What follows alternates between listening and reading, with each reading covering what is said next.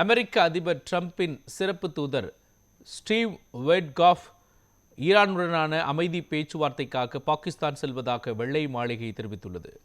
Iran America இடையே பாகிஸ்தான் நகரம் இஸ்லாமாபாத்தில் அண்மையில் நடைபெற்ற முதற்கட்ட பேச்சுவார்த்தை தோல்வியில் முடிந்தது. எனினும் அமைதி பேச்சுவார்த்தையை தொடர்ந்து முன்னெடுக்கும் முயற்சிகளில் பாகிஸ்தான் ஈடுபட்டுள்ளது. இந்த நிலையில் அமெரிக்கா டிரம்பின் சிறப்பு தூதர் ஸ்டீவ் விட்காஃப் மற்றும் அமெரிக்க அதிபரின் மருமகன் ஜாரெட் குஷ்னர் ஆகியோர் ஈரானுடனான அமைதி பேச்சுவார்த்தைக்காக பாகிஸ்தான் செல்வதாக வெள்ளை மாளிகை தெரிவித்துள்ளது. மேலும் பேச்சுவார்த்தைகள் வெற்றிகரமாக அமைந்தால் அமெரிக்க துணை அதிபர் ஜே.டி. வான்ஸ் பாகிஸ்தானுக்கு பயணம் செய்ய உள்ளதாகவும் தகவல் வெளியாகியுள்ளது.